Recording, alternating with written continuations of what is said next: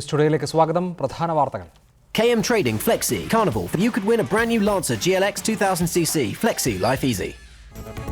വിമർശകർക്ക് മറുപടിയുമായി ജസ്റ്റിസ് കമാൽ പാഷ. ജഡ്ജിയെ വിമർശിക്കുന്നത് കെട്ടിയിട്ട് തല്ലുന്നത് പോലെ. വിമർശിക്കുമ്പോൾ മറുപടി പറയാൻ അറിയാഞ്ഞിട്ടല്ല, ആളുകളെ നോക്കി കേസുകൾ ഒഴിവാക്കാറില്ല. പരാമർശങ്ങൾ മുഖ്യമന്ത്രിയുടെ സാന്നിധ്യത്തിൽ. സംസ്ഥാന സ്കൂൾ കായികമേളയിൽ ഉഷ സ്കൂളിലെ ജിസ്ന മാത്യുവും കോതമംഗലം സെന്റ് ജോർജിലെ KS പ്രണവും വേഗതാരങ്ങൾ. സബ് ജൂനിയർ 100 മീറ്ററിൽ അലൻ ചാർലിയും ഗൗരി നന്ദയും ചാമ്പ്യന്മാർ. ജൂനിയർ വിഭാഗത്തിൽ PD അഞ്ജലിക്കും അമൽ TPക്കും സ്വർണം. മുഖ്യധാര രാഷ്ട്രീയ പാർട്ടികളിൽ അയിത്തമുണ്ടെന്ന് മന്ത്രി AP അനിൽകുമാർ. അധികാര കേന്ദ്രങ്ങളിലും പട്ടികജാതി വിഭാഗത്തോട് അയിത്തം നിലനിൽക്കുന്നു. വെള്ളാപ്പള്ളിയുടെ രാഷ്ട്രീയ പാർട്ടി രൂപീകരണത്തെ രൂക്ഷമായി വിമർശിച്ച് കോൺഗ്രസും CPIM-ഉം. വെള്ളാപ്പള്ളി BJPയുടെ റിക്രൂട്ട്മെന്റ് ഏജന്റ് എന്ന് മുഖ്യമന്ത്രി. മുല്ലപ്പെരിയാറിൽ ജലനിരപ്പ് 141.5 അടിയായി. കേരളം ആശങ്കയിൽ. ചെന്നൈയിൽ ജനജീവിതം സാധാരണ നിലയിലേക്ക്. ആശങ്കയുയർത്തി വീണ്ടും മഴ. കേരളത്തിലേക്കുള്ള 3 ട്രെയിനുകൾ റദ്ദാക്കി. രക്ഷാപ്രവർത്തനം ഊർജിതം. അസഹിഷ്ണുതാ വിവാദത്തിൽ കക്ഷി ചേർന്ന് സുപ്രീം കോടതി ചീഫ് ജസ്റ്റിസും. പ്രതിഷേധങ്ങൾക്ക് രാഷ്ട്രീയ മാനമുണ്ടെന്ന് ജസ്റ്റിസ് TS താക്കൂർ. കോടതികൾ ഉള്ളിടത്തോളം ആശങ്ക വേണ്ട. ഭക്ഷണശീലം കൊണ്ട് മാത്രം ഒരു വിഭാഗത്തെ സാംസ്കാരിക ന്യൂനപക്ഷമായി കാണാനാകില്ലെന്ന് മഹാരാഷ്ട്ര സർക്കാർ. പട്ടികജാതി പട്ടികവർഗ വിഭാഗങ്ങളോട് മുഖ്യധാര രാഷ്ട്രീയ പാർട്ടികൾ അയിത്തം കാണിക്കുന്നതായി മന്ത്രി AP അനിൽകുമാർ. അധികാര കേന്ദ്രങ്ങളിൽ ഇപ്പോഴും അയിത്തമുണ്ടെന്ന് മന്ത്രി കോഴിക്കോട്ട് പറഞ്ഞു. കേരളത്തിലെ രാഷ്ട്രീയ സാമൂഹിക രംഗം പട്ടിക വിഭാഗക്കാരോട് പുലർത്തുന്ന വിവേചനത്തെ തുറന്നു കാണിച്ചായിരുന്നു വകുപ്പ് മന്ത്രി AP അനിൽകുമാറിന്റെ പ്രസംഗം. പട്ടിക വിഭാഗക്കാർക്ക് ക്ഷേത്രങ്ങളിലുണ്ടായിരുന്ന അയിത്തം ഇപ്പോൾ മുഖ്യധാര രാഷ്ട്രീയ പാർട്ടികളിൽ നിലനിൽക്കുന്നുണ്ടെന്ന് മന്ത്രി പറഞ്ഞു. മുമ്പൊക്കെ അയിത്തം എന്ന് പറയുന്നത് അമ്പലങ്ങളിലേക്കും ക്ഷേത്രങ്ങളിലേക്കും ആരാധനാലയങ്ങളിലേക്കും കയറുന്നതിനാണ് അയിത്തം ഉണ്ടായിരുന്നെങ്കിൽ ഇന്ന് അധികാര സ്ഥാനങ്ങളിലേക്ക് കയറ്റുന്നതിന് പട്ടികജാതി വിഭാഗങ്ങളുണ്ട് അയിത്തം കൽപ്പിക്കുന്ന സാഹചര്യമാണ് മുഖ്യധാര രാഷ്ട്രീയ പാർട്ടികൾ ഉള്ളത് എന്നുള്ളത് എടുത്തു പറയാതിരിക്കാൻ കഴിയില്ല. സംവരണമുള്ളതുകൊണ്ട് മാത്രമാണ് നിയമസഭയിലും തദ്ദേശ സ്ഥാപനങ്ങളിലും പട്ടിക വിഭാഗക്കാർക്ക് പ്രാതിനിധ്യം ലഭിക്കുന്നത്. രാജ്യസഭയിലെ പട്ടിക വിഭാഗക്കാരുടെ പ്രാതിനിധ്യം ഇതിന് തെളിവാണ്. ഒട്ടനവധി രാജ്യസഭാംഗങ്ങളുണ്ടായി. പക്ഷേ രാജ്യസഭാംഗങ്ങൾ എടുത്തു കഴിഞ്ഞാൽ രണ്ട് പക്ഷത്തുമായാലും, അത് ഭരിക്കുന്ന പക്ഷത്തായാലും പ്രതിപക്ഷ പക്ഷത്തു നിന്നായാലും രണ്ടുപേരും കൂടി കൊടുത്തുകയാണ് 2 or 3 രാജ്യസഭാംഗങ്ങളെയാണ് ഇതുവരെ കേരളത്തിൽ നിന്ന് ഇന്ത്യയുടെ രാജ്യസഭയിലേക്ക് പറഞ്ഞയച്ചിട്ടുള്ളത്. സംവരണം കൊണ്ട് പട്ടിക വിഭാഗക്കാർക്ക് നേട്ടമുണ്ടായിട്ടുണ്ട്. എന്നാൽ ഇതുകൊണ്ട് എല്ലാം നേടിയെന്ന് പറയുന്നത് ശരിയല്ലെന്നും മന്ത്രി AP അനിൽകുമാർ പറഞ്ഞു. റിപ്പോർട്ടർ, കോഴിക്കോട്. ദലിത് ചിന്തകൻ ശ്രീ സണ്ണി M കപ്പിക്കാട്, മുതിർന്ന മാധ്യമപ്രവർത്തകൻ ശ്രീ NP ചേക്കുട്ടി, ശ്രീമതി സാറ ജോസഫ്, ശ്രീ KK ഷാജു, ശ്രീ കൊടിക്കുന്നിൽ സുരേഷ്, മന്ത്രി AP അനിൽകുമാർ എന്നിവരെയാണ് ചർച്ചയിൽ പ്രതീക്ഷിക്കുന്നത്. ആദ്യം ശ്രീ സണ്ണി കപ്പിക്കാട്. ദലിത് വിഭാഗത്തിൽപ്പെട്ട രാഷ്ട്രപതിയും ചീഫ് ജസ്റ്റിസും മുഖ്യമന്ത്രിമാരുമൊക്കെ ഉണ്ടായിട്ടുള്ള രാജ്യമാണ് നമ്മുടേത്. അവിടെ രാഷ്ട്രീയ അധികാര കേന്ദ്രങ്ങളിലേക്ക് ദലിത് വിഭാഗത്തിൽപ്പെടുന്ന ആളുകൾക്ക് ഏതെങ്കിലും തരത്തിലുള്ള മാറ്റി നിർത്തലോ വിവേചനമോ നേരിടേണ്ടി വരുന്നു എന്ന പരാതി എത്രമാത്രം യുക്തിസഹമാകും?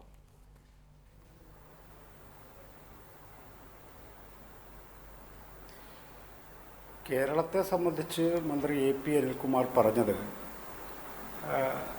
അത് സത്യസന്ധമായൊരു പ്രസ്താവനയാണ്.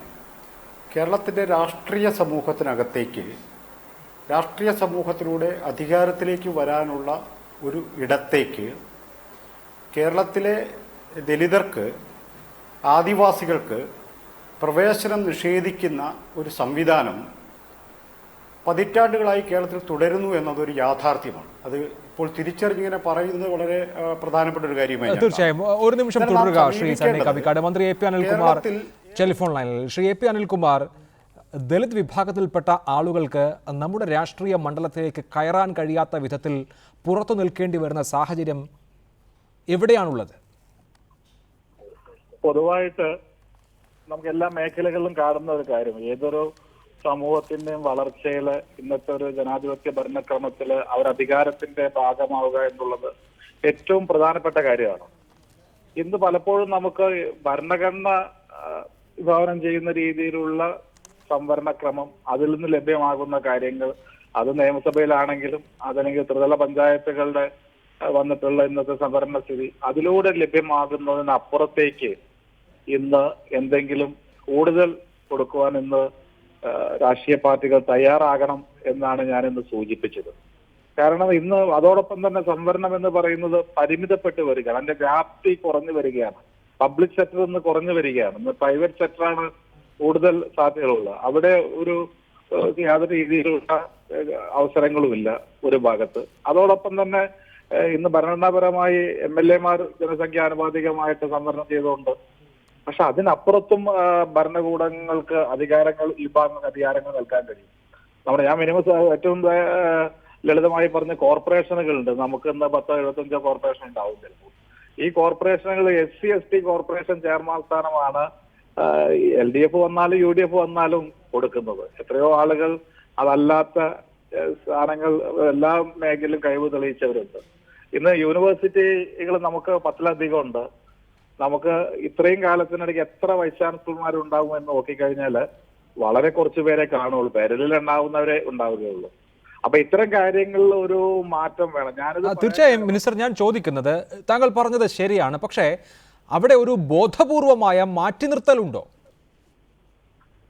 ഞാൻ അതിനെ ബോധപൂർവം എന്നോ അല്ലെങ്കിൽ അറിയാതെയോ എന്നോ പറഞ്ഞ് അതിൻ്റെതായ ഒരു കാര്യത്തിലേക്ക് ഇറങ്ങുള്ളൂ. പക്ഷെ അത് അറിയാതെയാണെങ്കിൽ പോലും ആ അറിയാതെ ഇത്തരത്തിൽ മാറ്റി നിർത്തലുണ്ട് എന്ന ഒരു ചിന്ത ഉണ്ടായിക്കോട്ടെ എന്ന ഒരു രീതിയിലാണ് ഞാൻ അത് തിരിച്ചറിയാൻ വേണ്ടിയാണ് ഞാനത് സൂചിപ്പിച്ചത്. അതിന് പിന്നെ ബോധപൂർവം അല്ല എങ്കിൽ ആ ഒരു വീഴ്ച പരിഹരിക്കുവാൻ മുഖ്യധാരാ രാഷ്ട്രീയ പാർട്ടികൾ തയ്യാറാകണം എന്നാണ് ഞാൻ സൂചിപ്പിച്ചത്. ഇവിടെ ശ്രീ AP അനിൽകുമാർ കഴിഞ്ഞ തദ്ദേശ തെരഞ്ഞെടുപ്പിൽ സംവരണ സീറ്റുകൾ അല്ലാത്ത ഇടങ്ങളിലും ദളിത് വിഭാഗത്തിൽപ്പെട്ട ആളുകൾ മത്സരിച്ച ഉദാഹരണം നമ്മുടെ മുന്നിലുണ്ട്.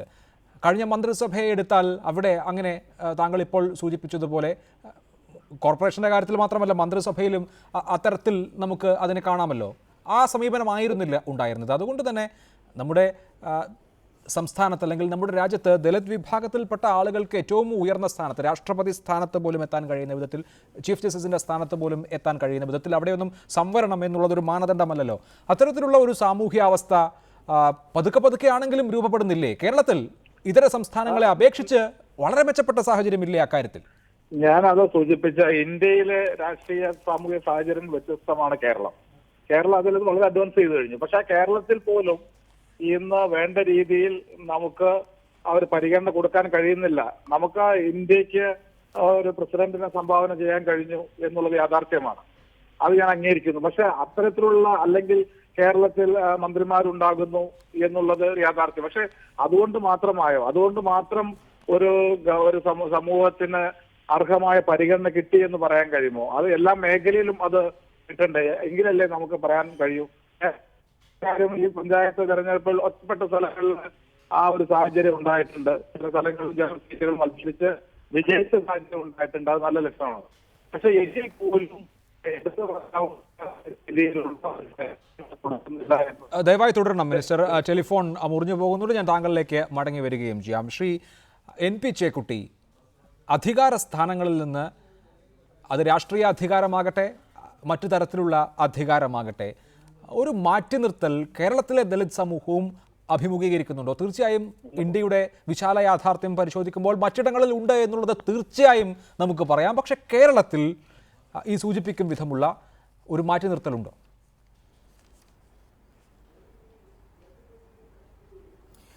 അനിൽകുമാർ പറഞ്ഞതിൽ ചില വസ്തുതകളുണ്ട്. നമ്മളിതിനെ കാണേണ്ടത് കേരളത്തിലെ ദളിത് കമ്മ്യൂണിറ്റിയുടെ രാഷ്ട്രീയമായിട്ടുള്ള പാരമ്പര്യങ്ങൾ വെച്ച് നോക്കിക്കഴിഞ്ഞാൽ 1937 മുതൽ വളരെ ശക്തമായിട്ട് കേരള രാഷ്ട്രീയത്തിൽ വളരെ സമുന്നതമായ സ്ഥാനങ്ങൾ വഹിച്ചിരുന്ന ഒരുപാട് ദളിത് ലീഡേഴ്സ് ഉണ്ടായിരുന്നു. For example 1937 Muhammad Abdurahiman Sahib, EMS Namboodiripad പ്രസിഡന്റും സെക്രട്ടറിയുമായിരുന്ന KPCCയുടെ പ്രധാനപ്പെട്ട നേതാക്കൾ ഒരാൾ മലബാറിൽ കണ്ണൻ എന്ന് പറയുന്ന ഒരു ദളിത് നേതാവായിരുന്നു. പിന്നീട് ഏതാണ്ട് 67-70 വരെ കമ്മ്യൂണിസ്റ്റ് പ്രസ്ഥാനത്തിൽ ഒക്കെ തന്നെ വളരെ ശക്തരായിട്ടുള്ള ദളിത് ലീഡേഴ്സ് ഉണ്ടായിരുന്നു. നമ്മൾ നോക്കിക്കഴിഞ്ഞാൽ 70-80 കാലം വരെ ദേശീയ പ്രസ്ഥാനത്തിന്റെ ഭാഗമായിട്ട് വന്ന ഒരുപാട് ദളിത് ലീഡേഴ്സ് നമ്മുടെ സൊസൈറ്റിയിൽ ഉണ്ടായിരുന്നു. പക്ഷേ കഴിഞ്ഞ ഒരു 10-30 വർഷത്തിനിടയിൽ, പ്രത്യേകിച്ച് ഈ പുതിയ ഗ്ലോബലൈസേഷൻ, ലിബറലൈസേഷൻ ആയിട്ടുള്ള പുതിയ തരത്തിലുള്ള ഒരു രാഷ്ട്രീയ സാമൂഹിക ഘടനയിൽ ഏറ്റവും കൂടുതൽ പിന്നാക്കം പോയിരിക്കുന്നത് ദളിത് കമ്മ്യൂണിറ്റിയാണ് എന്നൊരു വസ്തുതയുണ്ട്. അതൊരു സാമൂഹിക രാഷ്ട്രീയ മണ്ഡലങ്ങളിൽ മാത്രമല്ല സാമ്പത്തിക മണ്ഡലങ്ങളിലും അവർ പിന്നോട്ട് പോവുകയാണ്. ഈ റിസർവേഷന്റെ അടിസ്ഥാനത്തിൽ സർക്കാർ പദവികളിൽ വളരെ പരിമിതമായിട്ടുള്ള ജോലികൾ ഒഴിച്ച് അത് തന്നെ എല്ലാം കിട്ടുന്നില്ല. കാരണം പല തൊഴിലുകൾക്കും ആവശ്യമായിട്ടുള്ള വിദ്യാഭ്യാസ യോഗ്യത മാത്രം പോരാ, തൊഴിൽപരമായിട്ടുള്ള എക്സ്പീരിയൻസ് വേണം. ഫോർ എക്സാമ്പിൾ PRD പോലുള്ള ഒരു ഇതിനകത്ത് ആ തരം ഇതിൽ തൊഴിൽപരമായിട്ടൊരു എക്സ്പീരിയൻസ് ഇല്ലാത്ത ഒരാൾക്ക് കിട്ടില്ല. അപ്പം അത്തരം പദവികൾ പലപ്പോഴും സമുന്നത സമുദായക്കാരിലേക്ക് മാറിപ്പോവാണ്. ഇങ്ങനെ നോക്കിയപ്പോൾ ദളിത് സമുദായത്തിന് കിട്ടേണ്ട ഒരുപാട് പദവികൾ, ഒരുപാട് റിസർവേഷൻ പദവികൾ പോലും മാറിപ്പോയിട്ടുണ്ട്. ഇതൊരു വസ്തുതയാണ്. നമ്മുടെ പൊളിറ്റിക്കൽ സൊസൈറ്റിയിൽ ഇതുണ്ട്, നമ്മുടെ ഇക്കണോമിക് സൊസൈറ്റിയിൽ അതുണ്ട്, നമ്മുടെ അഡ്മിനിസ്ട്രേഷനിൽ അതുണ്ട്. ഒരു പക്ഷേ ദേശീയ പ്രസ്ഥാന കാലത്തുണ്ടായിരുന്ന ദളിത് സമൂഹത്തിന്റെ ശാക്തീകരണം നമ്മുടെ ദേശീയ പ്രസ്ഥാനത്തിന്റെ ഭാഗമാണെന്ന കാഴ്ചപ്പാട് കഴിഞ്ഞ 10-30 വർഷമായിട്ട് നമ്മളെ മുഖ്യധാരാ രാഷ്ട്രീയ പാർട്ടികൾ ഇല്ലാതായിട്ടുണ്ട്. അതിന് ഏറ്റവും വലിയ ദുരിതം അനുഭവിക്കുന്നത് നമ്മുടെ ദളിത് സമൂഹം തന്നെയാണ്. ഭൂമിയുടെ മേലുള്ള അവകാശം, ഭൂമിയുടെ മേലുള്ള അവകാശം എന്ന് പറയുന്നത് ഒരിക്കലും കിട്ടാതെ പോയിട്ടൊരു കമ്മ്യൂണിറ്റിയാണത്. ഇതൊക്കെ നമ്മൾ വീണ്ടും വളരെ ഗൗരവമായിട്ട് പരിശോധിക്കേണ്ടതാണ്. അങ്ങനെ പരിശോധിച്ചു കഴിഞ്ഞാൽ അനിൽകുമാർ പറഞ്ഞതിൽ അയിത്തം എന്ന വാക്ക് ഞാൻ പറയുന്നില്ല, അത്തരത്തിലൊരു മനോഘടന കേരളത്തിലില്ല. പക്ഷേ അത്തരത്തിൽ വലിയ സാമൂഹികമായിട്ടുള്ള അത്യാചാരങ്ങളെ, പാർശ്വവൽക്കരണത്തെ ദളിത് കമ്മ്യൂണിറ്റി ഇന്ന് നേരിടുന്നുണ്ട്. മുൻകാലത്തേക്കാൾ കൂടുതൽ ഇന്ന് അത് ശക്തിപ്പെട്ടു വരുന്നുണ്ട്. തീർച്ചയായും. ശ്രീ കെ ഷാജു, മുൻ MLA ടെലിഫോണിൽ. ശ്രീ കെ ഷാജു, കേരളത്തിൻ്റെ നവോത്ഥാന പാരമ്പര്യം എന്നുള്ളത് എല്ലാ വിഭാഗങ്ങളെയും ഉൾച്ചേർന്നിട്ടുള്ളതാണ്. അത് അയ്യങ്കാളിയിലും ശ്രീനാരായണ ഗുരുവിലും തുടങ്ങി ഇങ്ങോട്ട് എങ്ങനെ വികസിച്ചു എന്നതിൻ്റെ ചരിത്രം നമ്മുടെ മുന്നിലുണ്ട്. അങ്ങനെയൊക്കെ ആണ് എന്നിരിക്കലും ദേശീയ രംഗത്തേക്ക്, ദേശീയ രാഷ്ട്രീയത്തിലേക്ക് ആകട്ടെ, ഭരണനിർവഹണ രംഗത്തേക്കാകട്ടെ ഏറ്റവും സമുന്നതരായ ആളുകളെ സംഭാവന ചെയ്യാൻ അതുകൊണ്ട് തന്നെ ഈ സംസ്ഥാനത്തിന് കഴിഞ്ഞിട്ടുമുണ്ട്. എന്നിരിക്കലും രാഷ്ട്രീയ മണ്ഡലത്തിലടക്കം ദളിത് വിഭാഗങ്ങളോടുള്ള വിവേചനമോ മാറ്റി നിർത്തലോ ഉണ്ടോ? എന്താണ് താങ്കളുടെ അനുഭവം? വിവേചനമൊക്കെ ഉണ്ട്, അക്കാര്യത്തിലൊന്നും സംശയമൊന്നും വേണ്ട. അനിൽകുമാർ ഏത് സാഹചര്യത്തിലാണ് പറഞ്ഞതെന്ന് എനിക്കറിയില്ല. ഒരു കാര്യം നിങ്ങൾ മനസ്സിലാക്കണം, KR നാരായണനെ ഞങ്ങളാണ് രാഷ്ട്രപതിയാക്കിയത്. KR നാരായണ ഒരു ദളിതനാണ്. ദളിതനെ ഞങ്ങളാണ് രാഷ്ട്രപതി ആക്കിയത് ശരിയാണെങ്കിൽ പോലും ആക്കിയത് എടുത്തു പറയുന്നത് ദളിതനാകാൻ ഇല്ലാതിരുന്ന ഒരു കാലത്ത്, അല്ലെങ്കിൽ ദളിതന് അതിനുള്ള സാഹചര്യം ഇല്ലാത്തപ്പോൾ ഞങ്ങളാക്കി. ഫക്രുദ്ദീൻ അലി അഹമ്മദിനെ ഞങ്ങളാണ് ആക്കിയെന്ന് ആരും പറയുന്നില്ലല്ലോ. ഡോക്ടർ രാജേന്ദ്ര പ്രസാദിനെ ആക്കിയത് ഞങ്ങളാണെന്ന് പറയുന്നില്ലല്ലോ. അപ്പം പിന്നെ KR നാരായണൻ ആക്കിയത് ഞങ്ങളാണെന്ന് പറയുമ്പം ദളിതിന് എന്തോ ഒരു ആക്കാൻ പറ്റാത്ത ഒരു അവസ്ഥ നമ്മുടെ നാട്ടിലുണ്ട്. എന്നിട്ട് ഞങ്ങൾ ആക്കി എന്നുള്ളൊരു വ്യംഗ്യം അതിനകത്ത് വരുന്നുണ്ട്. ദളിതരുടെ എല്ലാ കാര്യത്തിലും അത് തന്നെയാണ്. ഈ വിവേചനം പൊതുവെ നമ്മുടെ സമൂഹത്തിലുണ്ട്. ജാതി വ്യവസ്ഥ ഇല്ലാതാക്കാൻ ആരെക്കൊണ്ടും പറ്റിയില്ലെങ്കിലും ജാതി വിവേചനം ഒഴിവാക്കണം. അതാണ് ശ്രീനാരായണ ഗുരുദേവൻ പറഞ്ഞത്. ജാതി വിവേചനം നമ്മുടെ നാട്ടിൽ നിലനിൽക്കുന്നുണ്ട്. ഒരു ജാതി മെച്ചമെന്നും വേറൊരു ജാതി മ്ലേച്ഛമെന്നും ഉള്ളൊരു സമീപനം പണ്ടത്തേതുപോലെ തൊലിപ്പുറത്ത് കാണുന്നില്ലെങ്കിലും തൊലിക്കടിയിൽ അത് വ്യാപകമാണ് എന്നുള്ള കാര്യത്തിൽ യാതൊരു സംശയവുമില്ല. അതിനെതിരായിട്ടുള്ള പൊതുവായിട്ടുള്ള പ്രവർത്തനങ്ങളും പോരാട്ടങ്ങളും എല്ലാം നമ്മുടെ നാട്ടിൽ നടക്കുന്നുണ്ട്. ഒരു ഭാഗത്ത് അത് നടക്കുമ്പോൾ തന്നെ മറുഭാഗത്ത് ഈ തരത്തിലുള്ള ഒരു തരംതിരിവ് നിലനിൽക്കുന്നുണ്ട് എന്നുള്ളത് പറഞ്ഞാൽ അതിനകത്ത് അത്ഭുതമൊന്നും തോന്നേണ്ട കാര്യമില്ലെന്നാണ് എൻ്റെ അഭിപ്രായം. റൈറ്റ്. ശ്രീ സണ്ണി കപ്പിക്കാട്, അങ്ങനെ ഒരു വേർതിരിവ് ഉണ്ട് എങ്കിൽ എവിടെയാണ് പ്രശ്നം? നമ്മൾ പൊതുമണ്ഡലത്തിൽ നിന്ന് ഒഴിച്ചുവിട്ടവയൊക്കെ ഒരുപക്ഷെ ഇപ്പോഴും വീടുകളിൽ അല്ലെങ്കിൽ കുറെ കൂടി ചെറിയ സമൂഹങ്ങളിൽ അതേപടി തന്നെ നിലനിൽക്കുന്നുണ്ടാകാം. അതിനേക്കാൾ ശക്തമായ ഒരു ബോധമായി അത് വർത്തിക്കുന്നുണ്ടാകാം. അങ്ങനെ ഒരു മാറ്റി നിർത്തൽ ഉണ്ട് എങ്കിൽ അതിനെ എവിടെ വെച്ചാണ് അഭിസംബോധന ചെയ്യേണ്ടത്?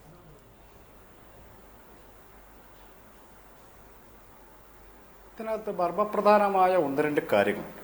ജാതി വിവേചനത്തിൻ്റെ നേരത്തെയുള്ള ചില രൂപങ്ങളെയാണ് നമ്മൾ അന്വേഷിക്കുന്നതെങ്കിൽ, അതായത് സ്കൂളിൽ കയറ്റില്ല, വഴി നടക്കാൻ പറ്റില്ല എന്നിവയാണ് അന്വേഷിക്കുന്നതെങ്കിൽ കേരളത്തിൽ എവിടെയും കാണാൻ പറ്റില്ല. പക്ഷേ കേരളത്തിൽ ഇപ്പോൾ ജാതി വിവേചനം പ്രാക്ടീസ് ചെയ്യുന്നതിന് വളരെ കൃത്യമായ രൂപങ്ങളുണ്ട്. അത് നമ്മൾ മനസ്സിലാക്കണം. അതിന് പകരം കേരളം എന്തോ അത്ഭുതകരമായൊരു സ്ഥലമാണെന്നും കേരളത്തിന് വെളിയിൽ ഭയങ്കര ജാതി വിവേചനമാണെന്നൊക്കെ പറയുന്നത് കാര്യത്തെ മനസ്സിലാക്കാത്തത് കൊണ്ടാണെന്നാണ് എനിക്ക് പറയാനുള്ള ആദ്യത്തെ കാര്യം. നമ്മൾ അറിയേണ്ട ഒരു കാര്യം, കേരളത്തിലെ ദളിതരുടെ രാഷ്ട്രീയ അധികാര പ്രശ്നം, രാഷ്ട്രീയ അധികാരത്തിൻ്റെ കാര്യം കേരളത്തിലെ പൊളിറ്റിക്കൽ കമ്മ്യൂണിറ്റി എടുത്തിട്ടില്ല എന്ന മർമ്മപ്രധാനമായൊരു പ്രശ്നം ഇതിൽ അന്തർഭവിച്ചിട്ടുണ്ട്. ഞാൻ പറഞ്ഞു വരുന്നൊരു കാര്യം, 1937 നിവർത്തന പ്രക്ഷോഭം അവസാനിക്കുമ്പോൾ കേരളത്തിലെ ക്രിസ്ത്യാനികൾ, കേരളത്തിലെ മുസ്ലിങ്ങൾ, കേരളത്തിലെ ഈഴവർ, കേരളത്തിലെ സവർണ സമൂഹങ്ങൾ, ഈ 4 സമുദായങ്ങളുടെ ഒരു കോൺട്രാക്റ്റാണ് രാഷ്ട്രീയ പ്രശ്നത്തിൽ കേരളത്തിൽ ഉണ്ടായത്. അതിനകത്ത് ദളിതർ പെടുന്നില്ല. അതുകൊണ്ട് ഇപ്പോഴും നിങ്ങളൊന്ന് ശ്രദ്ധിച്ച്, തെരഞ്ഞെടുപ്പ് കഴിഞ്ഞാൽ ആരുടെ വോട്ട് വരെ എണ്ണും? കേരളത്തിലെ ഈഴവരുടെ വോട്ട് വരെയാണ് കേരളത്തിലെ പബ്ലിക് ഡൊമൈൻ എണ്ണുള്ളൂ. ഇതിന് താഴെ ലക്ഷക്കണക്കിന് വോട്ടുകൾ ഉണ്ട് ഇവിടെ. ദളിതരുടെ വോട്ടുകൾ, ആദിവാസികളുടെ വോട്ടുകൾ, അവരെല്ലാം വോട്ട് ചെയ്യുന്നവരാ. പക്ഷേ നമ്മളത് വേണ്ടില്ല. ഈ മൈൻഡ് സെറ്റ് എന്ന് പറയുന്നത്, ഈ മനോഘടന എന്ന് പറയുന്നത് വളരെ കൃത്യമായ ആധുനിക രാഷ്ട്രീയ സമൂഹത്തിൻ്റെ ജാതി വിവേചനത്തിന് ആണിക്കല്ലാണെന്ന് നമ്മൾ മനസ്സിലാക്കേണ്ടത്. അതല്ലാതെ കേരളത്തിൽ ഞാൻ പറയുന്നത് രാഷ്ട്രീയമായി നോക്കുമ്പോൾ കേരളത്തിന് വെളിയിൽ ദളിതർ കൂടുതൽ എംപവേർഡ് ആണെന്നാണ് ഞാൻ വിചാരിക്കുന്നത്. കേരളത്തിൻ്റെ വെളിയിൽ കോൺഗ്രസിനിടയ്ക്ക്, ദേശീയ പ്രസ്ഥാനത്തിനകത്ത്, BSPക്കകത്തൊക്കെ ദളിത് ലീഡേഴ്സ് ഉണ്ട്. എന്തുകൊണ്ടാണ് AP അനിൽകുമാർ കേരളത്തിന് KPCC പ്രസിഡന്റ് ആകുന്നത് സ്വപ്നം പോലും കാണാൻ കഴിയില്ല കേരളത്തിൽ? എന്തുകൊണ്ട് അങ്ങനെ സംഭവിക്കുന്നു എന്ന കാര്യമാണ് യഥാർത്ഥത്തിൽ നമ്മൾ അന്വേഷിക്കേണ്ടത്. അത് അന്വേഷിക്കുമ്പോൾ കേരളത്തിൽ കാസ്റ്റ് ഡിസ്ക്രിമിനേഷൻ എന്ന് പറയുന്ന, ജാതി വിവേചനം എന്ന് പറയുന്ന കാര്യം പുതിയൊരു രൂപത്തിൽ ഓപ്പറേറ്റ് ചെയ്യുന്നുണ്ട്. അതിലൊന്ന്, കേരളത്തിലെ ദളിതർക്ക് സ്വന്തം നിലയിൽ റെപ്രസെന്റ് ചെയ്യാൻ കേരളത്തിലെ ഒരു രാഷ്ട്രീയ പാർട്ടിയും സമ്മതിക്കില്ല എന്നുള്ളതാണ് മർമ്മപ്രധാനമായൊരു കാര്യം. കേരളത്തിലെ ദളിതർക്ക് സ്വന്തം നിലക്ക് അവരുടെ പ്രശ്നം ഉന്നയിക്കാൻ കഴിയില്ല. അനിൽകുമാറിനെ പോലെ മന്ത്രിസഭയിലെത്തുന്നവർ അല്ലെ നിയമസഭയിലെത്തുന്നവർക്ക് എന്തുകൊണ്ടാണ് ദളിതർക്ക് വേണ്ടി ആ സ്ഥലത്ത് വാദിക്കാൻ കഴിയാത്തത് എന്ന് ആലോചിക്കുമ്പോഴാണ് ഇതിന്റെ ഗൗരവം നമുക്ക് പിടികിട്ടുന്നത്. നിങ്ങൾക്കറിയാമോ, കേരളത്തിലെ ആദിവാസികളുടെ ഭൂമി തിരിച്ചു കൊടുക്കണമെന്നുള്ള നിയമം റദ്ദ് ചെയ്യണമെന്നുള്ള ഒരു ഭേദഗതി ഉണ്ടായിട്ട് ഗൗരിയമ്മ മാത്രമാണ് അതിനെതിരെ വർത്തമാനം പറഞ്ഞു. പട്ടികജാതി MLA അവിടെ മിണ്ടാതിരിക്കുവാൻ നമ്മൾ അറിയണം. അങ്ങനെ ഈ ജനതയ്ക്ക് വേണ്ടി സംസാരിക്കാൻ പോലും കഴിയാത്ത ദുർബലരായ മനുഷ്യരെ മാത്രമാണ് ഈ സംവരണത്തിലൂടെ തിരഞ്ഞെടുക്കപ്പെടുന്നത്. അതിൻ്റെ ഒരു കാരണം മുഖ്യമായും ഇവർക്ക് ഇവരുടെ ജനതയെ പ്രതിനിധാനം ചെയ്ത് സംസാരിക്കാനുള്ള ഒരു സ്പേസ് കേരളത്തിലെ പൊളിറ്റിക്കൽ കമ്മ്യൂണിറ്റി കൊടുക്കില്ല. അനിൽകുമാർ ഇത് പറഞ്ഞാൽ അനിൽകുമാർ അതിൻ്റെ ഭാരം ചുമക്കേണ്ടി വരുമെന്നുള്ളതാണ് അതിൻ്റെ ഒരു ത്രട്ടണിങ്. ഈ ഒരു ത്രട്ടണിങ് ഉള്ളത് കൊണ്ട് ഇവർക്ക് യഥാർത്ഥത്തിൽ ഒരു സെൽഫ് റെപ്രസെൻറ്റേഷൻ സാധ്യമല്ല. കേരളം അത് അനുവദിച്ചിട്ടില്ല. ഒരു കാര്യം കൂടി പറയാൻ നമ്മളൊരു കാര്യമാണ്, കേരളത്തിലെ ഡിസ്ക്രിമിനേഷൻ ഒരു ഉദാഹരണമാണ്. കേരളത്തിലെ പൊളിറ്റിക്കൽ കമ്മ്യൂണിറ്റി കാണിക്കുന്ന ഡിസ്ക്രിമിനേഷൻ ഒരു ഉദാഹരണം എന്ന് പറയുന്നത് കേരളത്തിൽ പണ്ടുണ്ടായ ഒരു മുദ്രാവാക്യമാണ്, ചാക്കോ നാട് ഭരിക്കട്ടെ, ചാത്തൻ പോയി പൂട്ടട്ടെ എന്നാണ്. ഇത് വളരെ കൃത്യമായും ജാതിയാണ്, ഒരു സംശയമില്ലാത്ത കാര്യമാണ്. ഇത് കേരളത്തിലെ പൊളിറ്റിക്കൽ കമ്മ്യൂണിറ്റിയുടെ ഒരു മനസ്സാണ്, ചാത്തൻ പോയി പൂട്ടട്ടെ എന്ന് പറഞ്ഞു. ഇതിനെയാണ് മറികടക്കുന്ന ഒരു സെൽഫ് റെപ്രസെന്റേഷന്റെ രാഷ്ട്രീയം കേരളത്തിൽ ഇല്ല. അത് നമ്മൾ തുറന്ന് സമ്മതിച്ചു. അതാണ് അക്കാര്യത്തിൽ താങ്കളുടെ കാഴ്ചപ്പാട്. തുടരുക ശ്രീ സണ്ണി എം കബിക്കാട്. ശ്രീമതി സാറാ ജോസഫ്, മുഖ്യധാര രാഷ്ട്രീയ കക്ഷികളിൽ ഇപ്പോഴും തൊട്ടുകൂടായ്മയുണ്ട് പട്ടികജാതി വിഭാഗങ്ങളോട്, പട്ടികവർഗ വിഭാഗങ്ങളോട് എന്നാണ് മന്ത്രി AP അനിൽകുമാർ ഇന്ന് പറയുന്നത്. നമ്മൾ എന്ത് മനസ്സിലാക്കണം? മുഖ്യധാര രാഷ്ട്രീയ കക്ഷികളുടെ അധികാര ഘടന ഇപ്പോഴും ദളിത് വിരുദ്ധമായ ഒരു പൊതുബോധത്തിൽ അന്തർലീനമാണോ? തീർച്ചയായിട്ടും അതെ. ഇപ്പോ സണ്ണി പറഞ്ഞതിനോട് ഞാൻ 100% യോജിക്കുകയാണ്. കാരണം നമ്മള് ഒഴിച്ചുവിട്ടു എന്നൊക്കെ പറയുന്ന ജാതി വിവേചന ബോധം അത് അതിശക്തമായിട്ട് നമ്മുടെ മനസ്സിലേക്ക് അമർത്തുക മാത്രമാണ് ചെയ്തത്. ഉപബോധ മനസ്സിൽ അമർത്തി വെച്ചുകൊണ്ട് പ്രത്യക്ഷത്തിൽ ഞങ്ങൾ ഇവിടെ ഭയങ്കര നല്ല സമൂഹമാണ്, അല്ലെങ്കിൽ കേരള സമൂഹത്തിൽ ജാതിക്കെതിരായിട്ടുള്ള വലിയ പോരാട്ടം നടന്നു എന്ന് പറയുക ചെയ്തത്. അതല്ലെങ്കിൽ നമ്മൾ നോക്കൂ, നമ്മുടെ നവോത്ഥാനകാല സമരത്തിന് ശേഷവും ജാതിരഹിത വിവാഹങ്ങൾ പോലും ഇവിടെ നടക്കുന്നില്ലല്ലോ.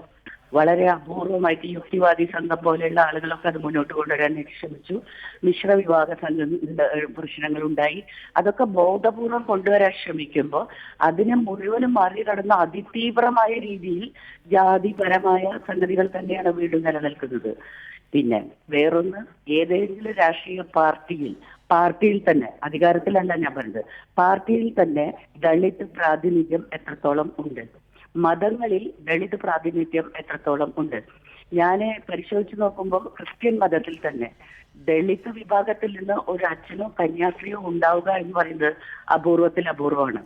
റിസർവേഷന്റെ ഭാഗമായിട്ട് രാഷ്ട്രീയ പാർട്ടികൾക്ക് കൊടുക്കാതിരിക്കാൻ നിവൃത്തിയില്ലാത്തത് കൊണ്ട് ദളിതന് കൊടുക്കുമ്പോഴും അത് ഒരു പരമപ്രധാനമായിട്ട് പരിഗണിക്കുന്ന ഒരു രീതിയിൽ ആയിരിക്കില്ല. അധികാരത്തിലേക്ക് വന്നാൽ തീർച്ചയായിട്ടും മുക്കിലിരുത്തുന്ന ഒരു അനുഭവം ഇപ്പോഴും ദളിതർ അനുഭവിച്ചുകൊണ്ടിരിക്കുക തന്നെയാണ്. അത് മറികടക്കാൻ സത്യത്തിൽ ദളിത് സംഘടനകളുടെ ഒരു ശക്തമായിട്ടുള്ള ഒരു ഉയർത്ത് വരവാണ് ആവശ്യം. പക്ഷെ അതെനിക്ക് വളരെ വിഷമം തോന്നുന്നത്, ഇവരെ മുഴുവനും വോട്ട് ബാങ്കുകളാക്കി മാറ്റുന്ന തന്ത്രം മുഖ്യധാര രാഷ്ട്രീയ പാർട്ടികൾക്ക് അസലായിട്ട് അറിയാം. ഉദാഹരണത്തിന് ഗോത്രമഹാസഭ ഉണ്ടായി വരുന്നതിന് മുമ്പ് നടന്ന മുത്തങ്ങ വെടിവെപ്പിന് ശേഷം CPM പോലെയുള്ള ഒരു പാർട്ടി AKS എന്ന് പറയുന്ന ഒരു ആദിവാസി സംഘടന ഉണ്ടാക്കുക ചെയ്തത്. അവരെ സ്വതന്ത്രമായിട്ട് അവരുടെ അവകാശങ്ങൾക്ക് വേണ്ടി പോരാടുന്ന ഒരൊറ്റക്കെട്ടായ ശക്തിയായി ഉയർന്നു വരുന്നതിൽ നിന്ന് തടയുന്നത് രാഷ്ട്രീയ പാർട്ടികളുടെ വോട്ട് ബാങ്ക് രാഷ്ട്രീയമാണ്. ആ വോട്ട് ബാങ്ക് രാഷ്ട്രീയം അവരെ പിന്നെ വോട്ട് ബാങ്ക് ആക്കുക മാത്രമല്ല, അവരിൽ നിന്ന് ആരെങ്കിലും അധികാരത്തിലേക്ക് വരികയാണെങ്കിൽ, റിസർവേഷന്റെ ഭാഗമായിട്ടോ മറ്റും വരികയാണെങ്കിൽ അവരെ ഒതുക്കിക്കൊണ്ട് ഭരിക്കാൻ പറ്റും എന്നുള്ള തന്ത്രമാണ്. ഇപ്പൊ ഉദാഹരണത്തിന് നെൽപ്പ് സമരം, ഞാൻ എത്ര പ്രാവശ്യം ഞാനും ഒക്കെ അടങ്ങുന്ന അജിതയും ഒക്കെ അടങ്ങുന്ന എത്ര പ്രാവശ്യം മുഖ്യമന്ത്രിയെയും ജയലക്ഷ്മിയെയും ഒക്കെ പോയി കണ്ടു. ഈ അടുത്ത് നമ്മൾ കണ്ടു, ആദിവാസി കുട്ടികൾ എച്ചിലിൽ നിന്ന് ഭക്ഷണം കഴിക്കുന്നു. ജയലക്ഷ്മി ഒരു മന്ത്രിയാണ്, ആദിവാസികളുടെ പ്രതിനിധീകരിക്കുന്ന ഒരു മന്ത്രിയാണ്. അതിനെപ്പറ്റി ഒരു വാക്കും പറഞ്ഞു കണ്ടിട്ടില്ല എന്നാണ് എന്റെ ഒരു സാമാന്യമായിട്ടുള്ള ഒരു ധാരണ. ഇനി ഉണ്ടായിട്ടുണ്ടോ, ഏതെങ്കിലും മുക്കിലും മൂലയിലും പറഞ്ഞിട്ടുണ്ടോ എന്ന് എനിക്കറിയില്ല.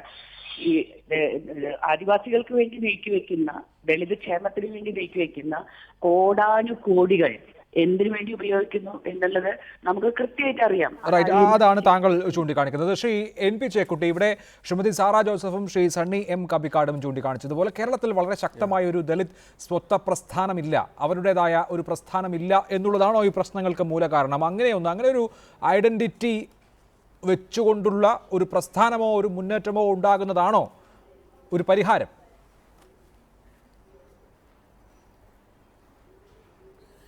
ദളിത് ഐഡന്റിറ്റിയുടെ അടിസ്ഥാനത്തിൽ ഒരു സെപ്പറേറ്റ് മൂവ്മെന്റ് ഉണ്ടാവുന്നത് കൊണ്ട് പ്രയോജനം ഉണ്ടാവും എന്ന് ചോദിച്ചാൽ, എനിക്ക് തോന്നുന്നത് UP-യിലെയും ഒക്കെ അനുഭവങ്ങൾ നോക്കിക്കഴിഞ്ഞാൽ അങ്ങനെ ഒരു പ്രസ്ഥാനത്തിന്റെ പ്രസക്തി ഉണ്ട്. കാരണം കാൻഷിറാമിന്റെയും മായാവതിയുടെയൊക്കെ ലീഡർഷിപ്പിൽ ബഹുജൻ സമാജ് പാർട്ടി പോലുള്ള പ്രസ്ഥാനങ്ങൾ വന്നപ്പോൾ ഇന്ത്യൻ പോളിറ്റിക്സിൽ ദളിത് കമ്മ്യൂണിറ്റി വളരെ ഒരു സബ്സ്റ്റാൻഷ്യൽ, ഒരു ശക്തമായിട്ടുള്ള ഒരു ഫോഴ്സ് ആയിട്ട് മാറിയിട്ടുണ്ട്. അതിനെക്കുറിച്ച് മറ്റ് പരാതികളൊക്കെ വന്നിട്ടുണ്ട്, അഴിമതിയെ പോലുള്ള കാര്യങ്ങൾ, ഭരണ ദുർവിനിയോഗം, ഇത്തരം കാര്യങ്ങൾ. പക്ഷെ അത് ഈ ഭരണത്തിന് മാത്രമല്ല, എല്ലാ ഭരണത്തിനും, അത് മുലായം സിംഗ് ആയാലും ശരി, ലാലു പ്രസാദ് ആയാലും ശരി, കോൺഗ്രസ് ആയാലും ശരി, BJP ആയാലും ശരി, അത്തരം ഭരണപരമായ പരാജയങ്ങളുണ്ട്. പക്ഷേ ദളിത് ശാക്തീകരണത്തിന് ഏറ്റവും അനിവാര്യമായ ഘടകങ്ങളിലൊന്ന് ആ കമ്മ്യൂണിറ്റി ശക്തമായിട്ട് ഉയർന്നു വരണം. പക്ഷെ ഇപ്പൊ എന്താ സംഭവിക്കുന്നത്, ഈ കമ്മ്യൂണിറ്റിയെ നമ്മുടെ മുഖ്യധാരാ കക്ഷികളുടെ എന്താ പറയുക, വെള്ളം കോരികളും മറ്റേ വിറകൊട്ടികളുമായിട്ടില്ല, ഈ കൊലപാതക സംഘങ്ങളായിട്ട് മാറ്റുന്ന ഒരു സംവിധാനം ഇപ്പോൾ വന്നിരിക്കുന്നത്. ഗുജറാത്തിൽ അത് വളരെ ക്ലിയർ ആയിട്ടുണ്ടായി. ഗുജറാത്തിൽ 2002 ഉണ്ടായ കലാപങ്ങളിൽ ഈ പിന്നോക്ക സമുദായങ്ങളിൽപ്പെട്ട ദളിത് കമ്മ്യൂണിറ്റിയെ പോലുള്ള കമ്മ്യൂണിറ്റികളിലെ ആളുകളെ വെച്ചുകൊണ്ടാണ് ഈ അക്രമങ്ങൾ മുഴുവൻ സംഘടിപ്പിച്ചത്. അപ്പോൾ ആ ഒരു ഇത്തരത്തിലുള്ള ആളുകളുടെ ഒരു പടയാളികളായി, അല്ലെങ്കിൽ ഒരു തരം കൂലിപ്പട്ടാളമായിട്ട് മാറുന്ന അവസ്ഥയുണ്ട്. അതൊരു ദാരിദ്ര്യത്തിന്റെയും ശാക്തീകരണമില്ലായ്മയുടെയും പ്രശ്നമാണ്. അപ്പോൾ ഒരു അഭിമാനബോധമുണ്ട് അവിടെയെങ്കിൽ, തങ്ങളെ സംബന്ധിച്ച് ഒരു ഐഡന്റിറ്റി, ഒരു നിലപാട് ഉണ്ടാവണമെങ്കിൽ അങ്ങനെ ഒരു ദളിത് ശാക്തീകരണ പ്രക്രിയ ആവശ്യമാണ്. ഐഡന്റിറ്റി എന്ന് പറയുന്നത് ഒരു നിലയ്ക്ക് ഇന്ന് ഇത്തരത്തിലുള്ള പാർശ്വവൽകൃത സമൂഹങ്ങളെ സംബന്ധിച്ചിടത്തോളം തങ്ങളുടെ നിലനിൽപ്പ്, തങ്ങൾ സാമൂഹികവും അല്ല സാംസ്കാരികവുമായിട്ടുള്ള നിലനിൽപ്പിന് ഏറ്റവും പ്രധാനമാണ്, അല്ലെങ്കിൽ അവർ തകർന്നു പോകും.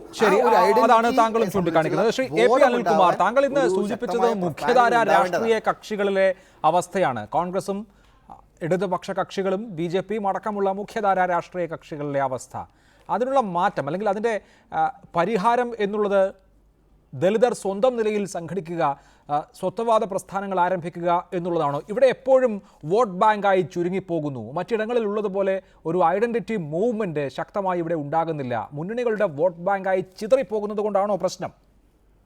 ഇല്ല, ഞാൻ സൂചിപ്പിച്ച ഒരു കാര്യത്തിൽ ഒന്നാമത്തെ ഞാൻ കോൺഗ്രസ് അതുപോലെ ഇടതുപക്ഷ പ്രസ്ഥാനങ്ങൾ എന്ന് മാത്രമേ സൂചിപ്പിച്ചിട്ടുള്ളൂ. BJP എന്ന് ഞാൻ പറഞ്ഞിട്ടില്ല.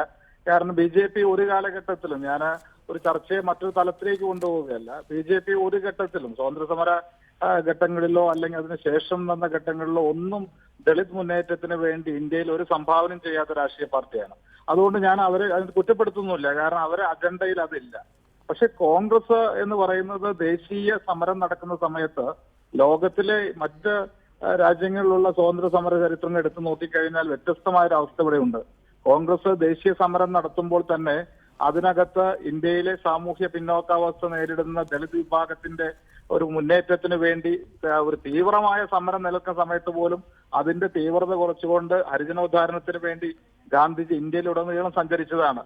അപ്പൊ അതിന് കോൺഗ്രസിന്, ദേശീയ പ്രസ്ഥാനത്തിന് ഇന്ത്യയിലെ ദളിത് വിഭാഗങ്ങളുടെ മുന്നേറ്റത്തിൽ വലിയ പങ്ക് വഹിച്ചിട്ടുണ്ട്. അതുകൊണ്ടാണ് ഭരണഘടനയിൽ ഇതിന്റെ ഭാഗമായി വന്നത്. അപ്പൊ ആ കാലഘട്ടത്തിലൊക്കെ അതിലൂടെ ലഭ്യമായിട്ടുള്ള അവകാശങ്ങളാണ് ഇപ്പോൾ ലഭിച്ചുകൊണ്ടിരിക്കുന്നത്.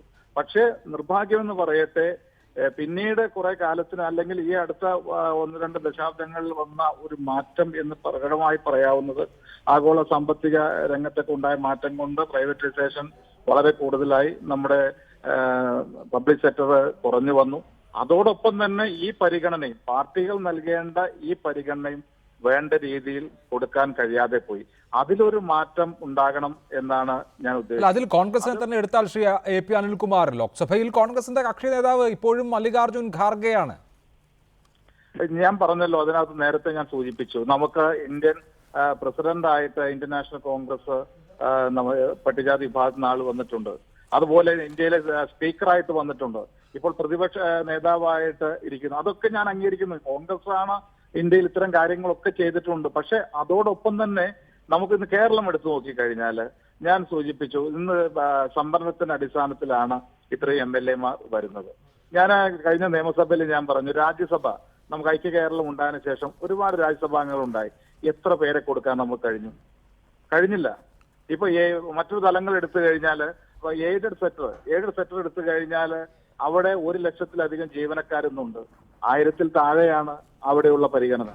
അപ്പോൾ ഇന്ന് പൊതുവായിട്ടുള്ള ഒരു ധാരണ എന്ന് പറയുന്നത്, ഇന്ന് റിസർവേഷനും ഉണ്ട് SC വിഭാഗങ്ങൾക്ക്.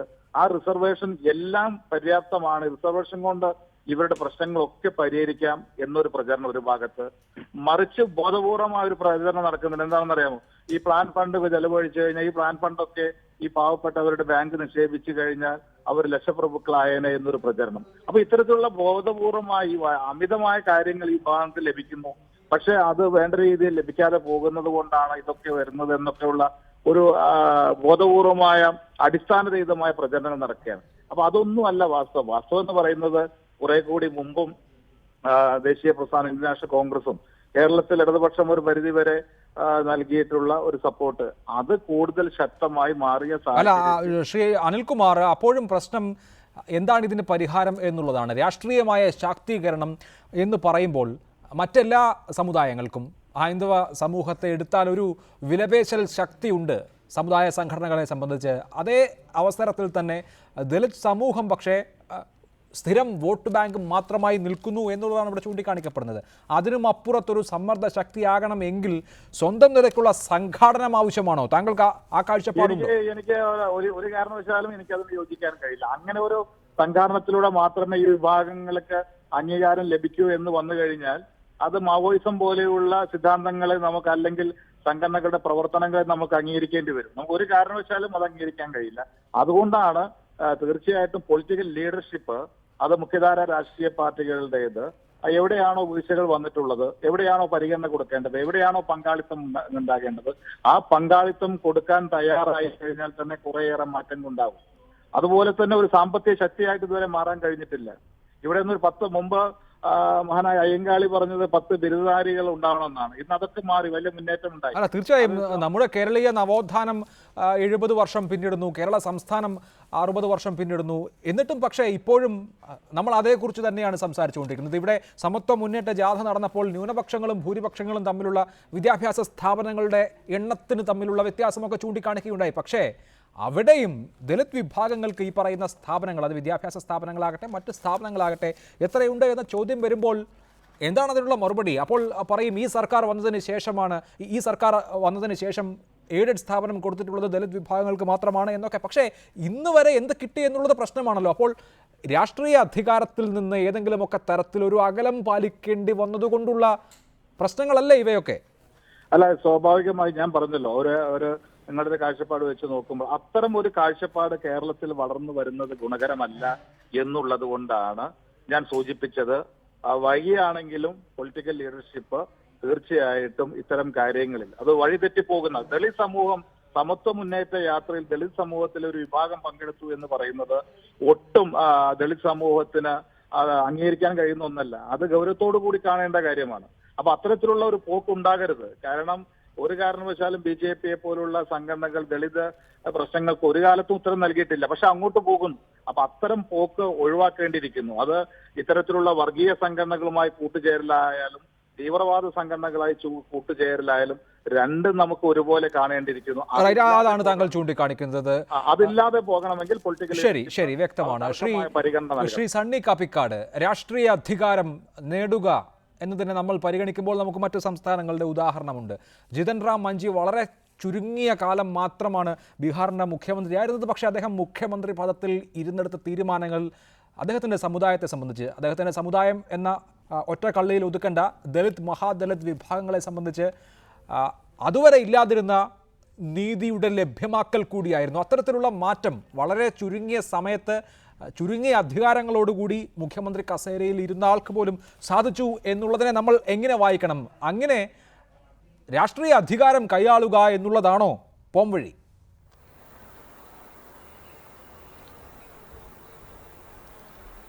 തീർച്ചയായിട്ടും ഇക്കാര്യത്തിൽ നമ്മൾ വളരെ വിശദമായ ഒരു ആലോചന നടത്തണം. ഞാൻ പറയുന്ന ഒരേ ഒരു കാര്യം, ഈ സ്വത്വ രാഷ്ട്രീയം, സ്വത്വവാദം എന്നൊക്കെ പറഞ്ഞ് കാര്യങ്ങളെ നമ്മൾ കൂടുതൽ കൺഫ്യൂസ്ഡാക്കേണ്ട കാര്യമില്ല. ഒറ്റ കാര്യമേ ഉള്ളൂ, കേരളത്തിലെ പൊളിറ്റിക്കൽ കമ്മ്യൂണിറ്റി രൂപം കൊണ്ടത് അതാത് സമുദായ നേതാക്കൾ യുദ്ധം ചെയ്ത് തന്നെയാണ്. ഇപ്പോൾ സി കേശവനെ പോലെ ഒരാളെ കേരളത്തിൻ്റെ ചരിത്രത്തിൽ മറക്കാൻ പറ്റില്ല. കേരളത്തിലെ ഈഴവർക്ക് രാഷ്ട്രീയ അധികാര സമൂഹത്തിലേക്ക് പ്രവേശനം നേടിക്കൊടുത്തത് സി കേശവന്റെ ജയിൽവാസവും അദ്ദേഹം മുന്നോട്ട് വെച്ചിട്ടുള്ള ഈ നിവർത്തന പ്രക്ഷോഭമാണ്. അതിനകത്ത് പങ്കെടുത്ത ഇസ്ലാം സമുദായവും ക്രിസ്ത്യൻ സമുദായവും നമ്മുടെ മുന്നിലുണ്ട്. ഞാൻ പറയുന്നൊരു കാര്യം, കേരളത്തിലെ പൊളിറ്റിക്കൽ കമ്മ്യൂണിറ്റി കേരളത്തിലെ ദളിതരെ ഒരു പൊളിറ്റിക്കൽ ഏജൻസി ആയിട്ട് അംഗീകരിക്കാൻ കഴിയുമോ എന്നുള്ള ചോദ്യമാണ് ഇരിക്കുന്നത്. ഒരു രാഷ്ട്രീയ ഏജൻസി ആയിട്ട് അംഗീകരിക്കുമോ? ഇതിനെനിക്ക് ചില ഉദാഹരണങ്ങൾ, ഞാൻ പറയുന്നൊരു കാര്യം എനിക്ക് പറയാൻ നിങ്ങൾ അവസരം തരണം. കേരളത്തിൽ മുന്നണി ഭരണമാണ് നിൽക്കുന്നത്. കേരളത്തിലെ മധ്യ തിരുവിതാംകൂറിലെ ഒരു ചെറിയ പ്രദേശത്ത് മാത്രം അനുയായികളുള്ള ടി.എം. ജേക്കബിനും അല്ലെങ്കിൽ പി.സി. ജോർജിനും മാറി മാറി മുന്നണികളിലെ ഭാഗമാകാൻ കഴിയുന്നു. എന്നാൽ കേരളത്തിലെ പൊളിറ്റിക്കൽ ഹിസ്റ്ററി എടുക്കുമ്പോൾ കല്ലറ സുകുമാരൻ എന്ന് പറയുന്ന ഒരു മനുഷ്യൻ കേരളത്തിൽ ജീവിച്ചിരുന്നു. അദ്ദേഹം ദളിതരുടെ രാഷ്ട്രീയ പാർട്ടി രൂപീകരിച്ച ഒരാളാണ്. കേരളത്തിലെ 14 ജില്ലകളിലും അനുയായികളും 10,000-കണക്കിന് വോട്ടും സ്വന്തമായിട്ടുണ്ടായിരുന്ന കല്ലറ സുകുമാരൻ ഒരിക്കലും കേരളത്തിലെ ഇടതുപക്ഷ മുന്നണിയോ വലതുപക്ഷ മുന്നണിയോ സ്വീകരിക്കാൻ തയ്യാറായിട്ടില്ല എന്നുള്ളത് ആധുനിക കേരളത്തിലെ നിർണായകമായൊരു ചരിത്രമാണെന്നാണ് ഞാൻ മനസ്സിലാക്കുന്നത്. ഞാൻ പറഞ്ഞു വരുന്നൊരു കാര്യം, ദളിതരെ സമുദായമായി എടുക്കാൻ എല്ലാവരും തയ്യാറാണ്, ഒരു പൊളിറ്റിക്കൽ ഏജൻസി ആയിട്ട് എടുക്കാൻ തയ്യാറല്ല. ഇവിടെയാണ് ദളിതരുടെ അധികാരം എന്നത് ദളിതരുടെ സ്വന്തം ശാക്തീകരണത്തിൽ കൂടെ തന്നെ സംഭവിക്കേണ്ട ഒരു കാര്യമാകുന്നത്. ഇതല്ലാതെ എക്സിസ്റ്റിംഗ് രാഷ്ട്രീയ പാർട്ടിയിലൂടെ സാങ്കേതികമായി ഈ പ്രശ്നം പരിഹരിക്കാൻ കഴിയില്ല എന്നതാണ് എൻ്റെ ഒന്നാമത്തെ. രണ്ടാമതൊരു കാര്യം കൂടി, ഇതൊക്കെ ഗ്ലോബലൈസേഷൻ ഉണ്ടാക്കിയ കുഴപ്പമാണെന്നുള്ളത് ഒരു അതിവാദമായിട്ടാണ് എനിക്ക് തോന്നുന്നത്. യഥാർത്ഥത്തിൽ ഗ്ലോബലൈസേഷൻ കേരളത്തിലെയും ഇന്ത്യയിലെയും ദളിതരുടെ ജീവിതത്തെ വൻ രീതിയിൽ പോസിറ്റീവായും മാറ്റിമറിച്ചിട്ടുണ്ട്. അത് നെഗറ്റീവായ കാര്യം മാത്രമല്ല, പോസിറ്റീവായും മാറ്റിമറിച്ചിട്ടുണ്ട്. മധ്യേന്ത്യയിൽ വൻ രീതിയിൽ ദളിത് സ്വത്തുടമസ്ഥർ ഉയർന്നു വന്നിട്ടുണ്ട്. കേരളത്തിലാണ് തന്നെ മാർക്കറ്റ് ഓപ്പൺ ചെയ്തതോടെയും ഈ കഴിഞ്ഞ ഒരു 10 വർഷം കൊണ്ടുണ്ടായ വലിയ കൂലി വർധനവിലൂടെയും നാട്ടുപുറത്ത് ദളിതരുടെ ജീവിതം വലിയ രീതിയിൽ മെച്ചപ്പെട്ടിട്ടുണ്ട്. ഇതൊന്നും കാണാതെ ദളിതരുടെ ജീവിതം ഇതാ ഗ്ലോബലൈസേഷൻ കൊണ്ട് തകർന്നു പോയിരുന്നു എന്നൊക്കെ പറയുന്നത് യഥാർത്ഥത്തിൽ വസ്തുനിഷ്ഠമായി കാര്യങ്ങൾ മനസ്സിലാക്കാത്തത് കൊണ്ടാണെന്നാണ് ഞാൻ വിചാരിക്കുന്നത്. മൂന്നാമത് ഒരു കാര്യം കൂടി പറഞ്ഞോട്ടെ, കേരളത്തെ പ്രത്യേകമായി തന്നെ നാം എടുക്കേണ്ടതുണ്ട്. കേരളത്തിൻ്റെ രാഷ്ട്രീയ സ്ട്രക്ചറെ പ്രത്യേകമായി നാം എടുക്കേണ്ടതുണ്ട്. കേരളത്തിൽ ഭയങ്കര ജനാധിപത്യം നിലനിൽക്കുകയാണെന്നും ദളിതർക്കെല്ലാം ഇവിടെ സൗഖ്യമാണെന്നുമുള്ളൊരു സങ്കല്പത്തിൽ നിന്ന് നമ്മൾ ചർച്ച ആരംഭിക്കരുത്. ദളിതരും ആദിവാസികളും വളരെ മോശപ്പെട്ട, മറ്റുള്ള സമുദായങ്ങളെ അപേക്ഷിച്ച് വളരെ മോശപ്പെട്ട സ്ഥിതിയിലാണ് കേരളത്തിൽ ജീവിക്കുന്നത് എന്ന യാഥാർത്ഥ്യം നമ്മൾ തുറന്ന് അംഗീകരിച്ചാൽ മാത്രമേ ഈ ചർച്ച ഫലപ്രദമാകൂ എന്ന് ഞാൻ. റൈറ്റ്, അതാണ് താങ്കളുടെ കാഴ്ചപ്പാട്. ശ്രീമതി ധന്യാരാമൻ ടെലിഫോൺ ലൈനിൽ. ശ്രീമതി ധന്യാരാമൻ, ഇന്നും കേരളത്തിലെ പിന്നാക്ക ജനവിഭാഗങ്ങൾക്ക് രാഷ്ട്രീയ അധികാര കേന്ദ്രങ്ങളിൽ അടക്കം മാറ്റി നിർത്തലുകൾ നേരിടേണ്ടി വരുന്നു എങ്കിൽ, നീതികേടുകൾ നേരിടേണ്ടി വരുന്നു എങ്കിൽ അതിന്റെ കാരണം എന്താണ്? ഇപ്പൊ സണ്ണി സാറ് കൃത്യമായിട്ടുള്ള കാരണങ്ങൾ അവിടെ പറഞ്ഞുകൊണ്ടിരിക്കുന്നുണ്ട്. ഞാൻ ചർച്ച കണ്ടുകൊണ്ടിരിക്കുകയാണ്. അപ്പൊ ശരിക്കും ഞങ്ങളുടെ ഇവിടെ സാമൂഹ്യ ഘടനയിലോ അല്ലെങ്കിൽ സമ്പദ് വ്യവസ്ഥയിലൊക്കെ എന്തെങ്കിലും ഇടിവ് വന്നു കഴിഞ്ഞാൽ ഏറ്റവും അധികം നല്ലോണം ബാധിക്കുന്നത് ഇവിടുത്തെ ദളിതരെയും ആദിവാസികളെയും മത്സ്യത്തൊഴിലാളികളെയും തന്നെയാണ്. ഇപ്പോഴും ഭൂമിയില്ലാത്തവരിലും 90% ദളിതർ തന്നെയാണ്. അപ്പൊ ഞങ്ങളുടെ ഈ പ്രശ്നങ്ങളെല്ലാം തന്നെ എന്താണ് ശരിക്കും പറഞ്ഞ ഈ കേരള മോഡൽ ഡെവലപ്മെന്റ് എന്ന് എല്ലാവരും പറയുന്നുണ്ട്. വിദേശ രാജ്യങ്ങളിലെ പോലും എന്താണ് വെല്ലുന്ന രീതിയിലുള്ള ഒരു വികസനമാണ്, ജനാധിപത്യ രീതിയിലുള്ള വികസനമാണ് കേരളത്തിൽ നടക്കുന്നു എന്നാണ് പറയുന്നത്. അപ്പൊ ഇത്തരത്തിലുള്ള യാതൊരു കാര്യവും ഞങ്ങളെ ബാധിക്കുന്നില്ല.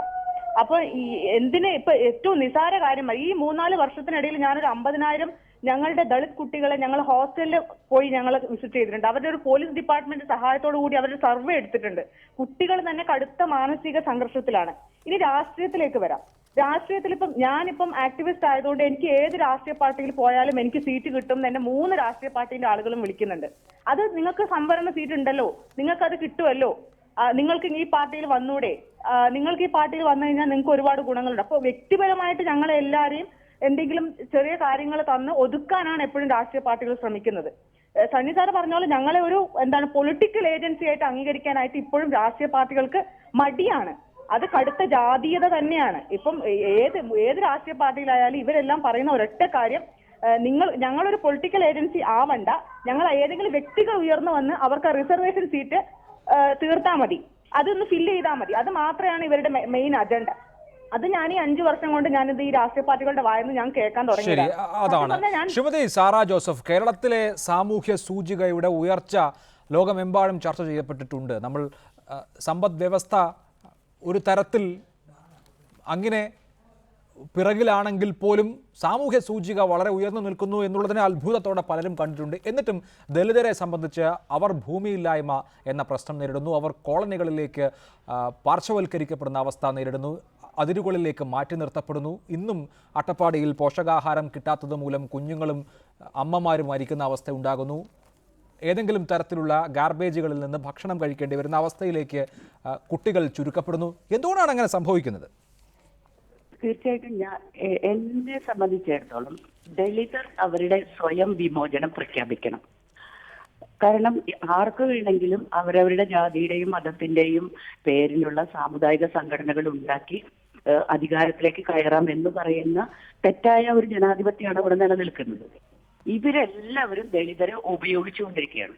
ഇതിൽ നിന്ന് വിടുതൽ നേടി ഒറ്റക്കെട്ടായി മാറാൻ ഇവിടുത്തെ ദളിതർക്കിടയിലെ വിവിധ വ്യത്യാസങ്ങളുള്ള സംഘടനകളൊക്കെ കൂടി ഐക്യപ്പെടണം. ഞാൻ അത്ഭുതപ്പെട്ടിട്ടുണ്ട്. KPMS പോലെയുള്ള ഒരു സംഘടനയ്ക്കുള്ള ആൾബലം, അതുപോലെ തന്നെ ആദിവാസികൾ ഒന്നിച്ചാലുള്ള ആൾബലം. ഒരു വൻ ശക്തിയാണ് കേരളത്തിൽ ദളിതർ. പക്ഷെ അവരെ ചിതറിച്ചിരിക്കുകയാണ്.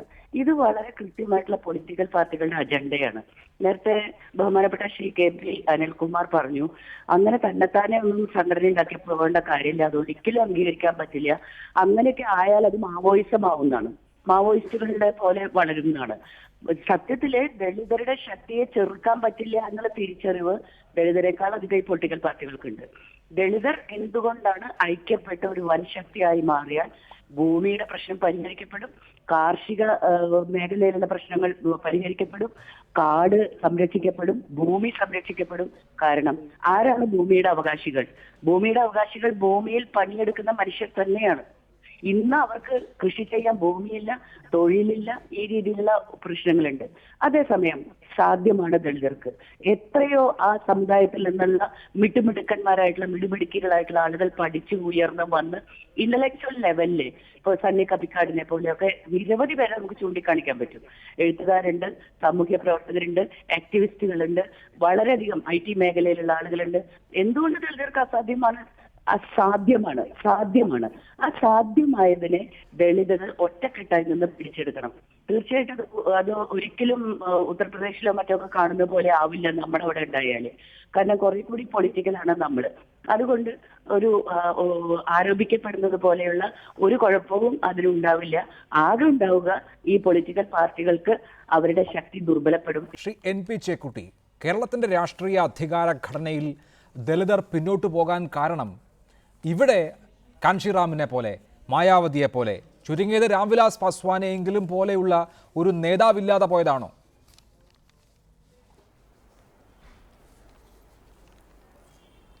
അങ്ങനെയല്ല. ഇന്ന് സംഭവിച്ചതെന്ന് വെച്ചാൽ കേരളത്തിലൊരു പ്രശ്നം 30കൾ മുതൽ അതിനു മുമ്പ് തന്നെ കേരളത്തിലൊരു സ്ട്രോങ് ദളിത് ലീഡർഷിപ്പ് ഉണ്ടായിരുന്നു. അയ്യങ്കാളി മുതൽ ഞാൻ നേരത്തെ പറഞ്ഞ ഈ കണ്ണൻ വരെയുള്ള ലീഡേഴ്സ് ഉണ്ടായിരുന്നു. പക്ഷെ അവർ സ്വന്തമായിട്ടുള്ള ഒരു രാഷ്ട്രീയ മൂവ്മെന്റ് ആയിട്ട് മാറുന്നതിൽ പരാജയപ്പെടും. ഒന്നുകിൽ കമ്മ്യൂണിസ്റ്റ് പാർട്ടിയുടെ ഭാഗമായിട്ട് നിന്നു, അതല്ലെങ്കിൽ കോൺഗ്രസിന്റെ ഭാഗമായിട്ട് നിന്നു. അങ്ങനെയുള്ള പാർട്ടികൾ ആദ്യകാലത്ത് ദേശീയ പ്രസ്ഥാനത്തിന്റെ ആയിരുന്ന കാലത്ത് കുറേയേറെ ഈ സാമൂഹികമായിട്ടുള്ള ഐക്യത്തെക്കുറിച്ചുള്ള ധാരണ അന്ന് ഗാന്ധിയൊക്കെ ഒരു പരിധി വരെ അത്തരം കാര്യങ്ങളിൽ ശ്രദ്ധിച്ചിരുന്നു. പക്ഷേ കഴിഞ്ഞ 10-30 കൊല്ലമായിട്ട് അതില്ല.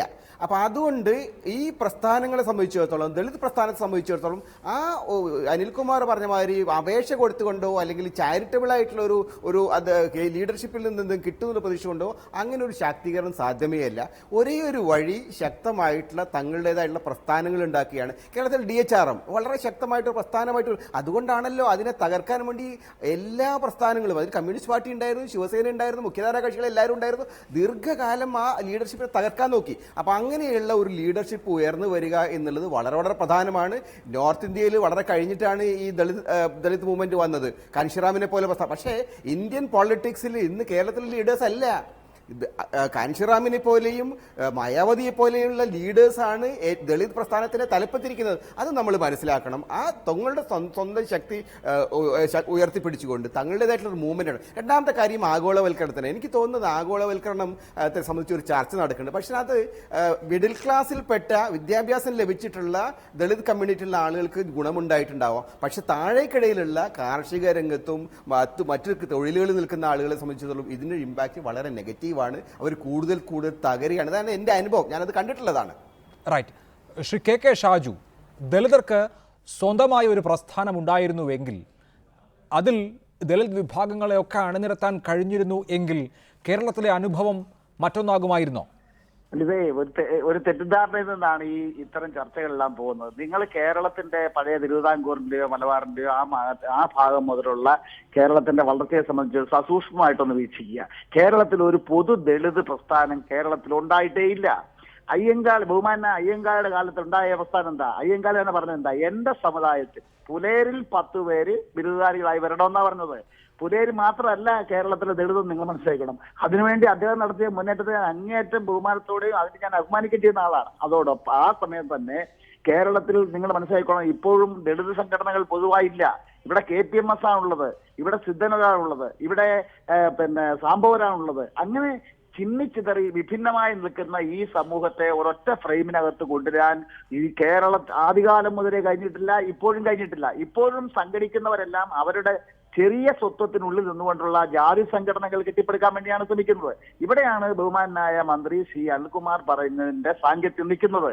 ഇവിടെ ഈ ചെറിയ ഫ്രെയിമിനുള്ളിൽ നിന്ന് സ്വയം സംഘടിതരായി വിലപേശുന്നതിന് പകരം ഇവരെ മുഖ്യധാരാ രാഷ്ട്രീയ പ്രസ്ഥാനങ്ങൾ ഒരു പ്രബല വിഭാഗം എന്നുള്ള നിലയിൽ കൈപിടിച്ചുയർത്തുവാൻ വേണ്ടിയിട്ടുള്ള സമീപനങ്ങളാണ് സ്വീകരിക്കേണ്ടത്. നിങ്ങളൊരു കാര്യം മനസ്സിലാക്കണം, കേരളത്തിലെ ഈ UDF ഗവൺമെന്റ് മുന്നോക്ക സമുദായ കോർപ്പറേഷന്റെ ചെയർമാന് ക്യാബിനറ്റ് റാങ്ക് പദവി കൊടുത്തു കോർപ്പറേഷനിലെ. അന്ന് ഞാനൊരു ദളിത് MLA ആയിരുന്നു. ഇപ്പൊ ഞാൻ MLA അല്ല, ഞാൻ SC വിഭാഗത്തിൽപ്പെടുന്ന വന്ന ഒരു MLA ആണ്. ഞാൻ ആവശ്യപ്പെട്ടു, മുന്നോക്ക സമുദായത്തിന്റെ കോർപ്പറേഷൻ ചെയർമാന് ക്യാബിനറ്റ് റാങ്ക് കൊടുത്താൽ പിന്നോക്ക സമുദായത്തിനും കൊടുക്കണം, മറ്റു സമുദായത്തിനും കൊടുക്കണം. കേരളത്തിലെ ഒരു ദളിത് സംഘടനകളും ആ ആവശ്യത്തെ പിന്തുണച്ചില്ല. ഒരു ദളിത് സംഘടന ആവശ്യപ്പെട്ടില്ല. ആകെ പുനലൂർ ബിഷപ്പ് അവശക്രൈസ്തവ വിഭാഗത്തിനും ഈ ക്യാബിനറ്റ് റാങ്ക് വേണമെന്നുള്ള അപാകത ഉന്നയിച്ചുകൊണ്ട് പുനലൂർ ബിഷപ്പ് ബഹുമാനായ സിൽവസ്റ്റർ പൊന്നുമുത്തൻ മാത്രമാണ് അതിനെ ഒന്ന് പിന്തുണച്ചത്. ബാക്കി ആരും അതിനെ പിന്തുണച്ചില്ല. ഈ കേരളത്തിൽ ഇപ്പോൾ ഒരുപാട് അഭിപ്രായങ്ങളൊക്കെ പറയുന്ന ആളുകളൊക്കെ ജീവിച്ചിരുന്നല്ലോ. ഇവരാരെങ്കിലും അത് സംബന്ധിച്ച് പറഞ്ഞോ? എന്താ അവർ ധരിക്കുന്നുണ്ടാ? ഒരു ക്യാബിനറ്റ് റാങ്ക് കിട്ടിയാൽ ഒരുത്തൻ കാറേ കയറി നടക്കും, അവൻ ലൈറ്റും കിട്ടും, അത് വേണ്ട എന്നാണ്. ഇപ്പൊ ഈ ചർച്ചയിൽ പങ്കെടുക്കുന്ന ബഹുമാനായിട്ടുള്ള ആളുകൾ ആരെങ്കിലും അഭിപ്രായം പറഞ്ഞോ? ഒരൊറ്റയാളും പറഞ്ഞില്ല. ഇവരെന്തിനാണ് NSS പോലെ SNDP പോലെ ഒരു വോട്ട് ബാങ്ക് ഉണ്ടാകുന്നതിനെ പറ്റി ഇത്ര വ്യാകുലപ്പെടുന്നത്? എന്താ ഉണ്ടാകാതിരിക്കുന്നതിനെ പറ്റി എന്തിനാണ് വ്യാകുലപ്പെടുന്നത്? NSSന്റെ വോട്ട് ബാങ്ക് കിട്ടിയാൽ ബാങ്ക് ആണെങ്കിൽ, SNDP വോട്ട് ബാങ്ക് ആണെങ്കിൽ ആ വിഭാഗത്തിൽപ്പെടുന്ന സാധാരണക്കാർക്കും പാവപ്പെട്ടവരിനും എല്ലാ പ്രശ്നങ്ങളും തീരുന്നുണ്ടോ? എല്ലാ പ്രശ്നങ്ങളും പരിഹരിക്കുന്നത്? അങ്ങനെയാണെങ്കിൽ അവരുടെ ഇപ്പോഴത്തെ മുറവിളി വേണ്ടല്ലോ.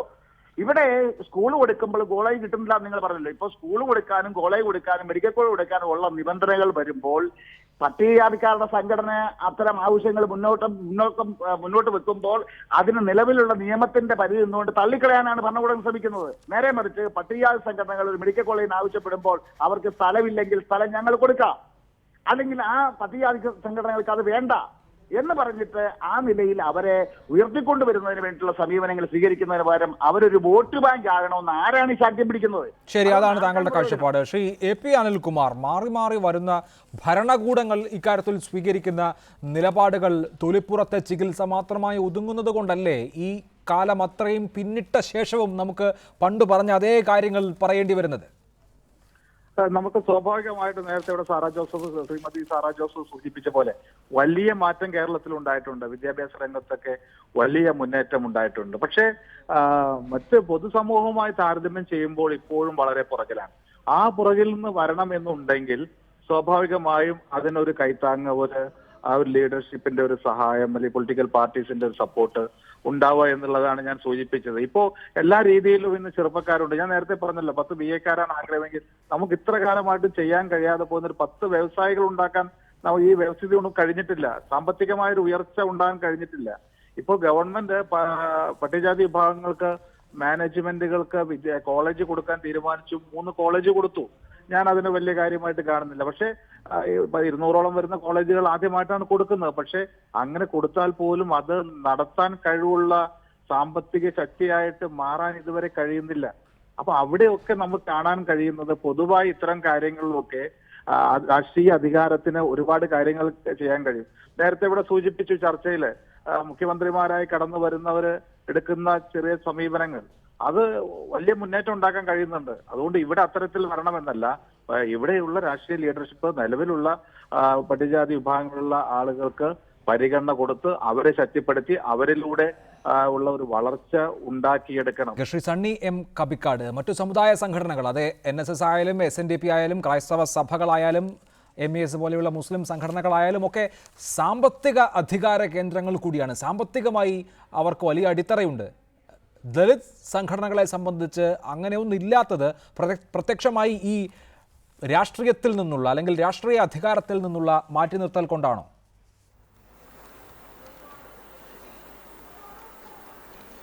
തീർച്ചയായും. അതിനു മുൻപായി ഞാനൊരു കാര്യം പറഞ്ഞോട്ടെ. ഷാജു നേരത്തെ പ്രഖ്യാപിച്ചൊരു കാര്യത്തിൽ, അതായത് അയ്യൻകാളി 10 BA-ക്കാരെ വേണമെന്ന് പറഞ്ഞ് 10 പുലയരെ വേണമെന്നാണ് ആവശ്യപ്പെട്ടത് എന്ന ഒരു അഭിപ്രായം യഥാർത്ഥത്തിൽ അയ്യൻകാളിയെ അപമാനിക്കുന്ന ഒരു അഭിപ്രായമാണ്.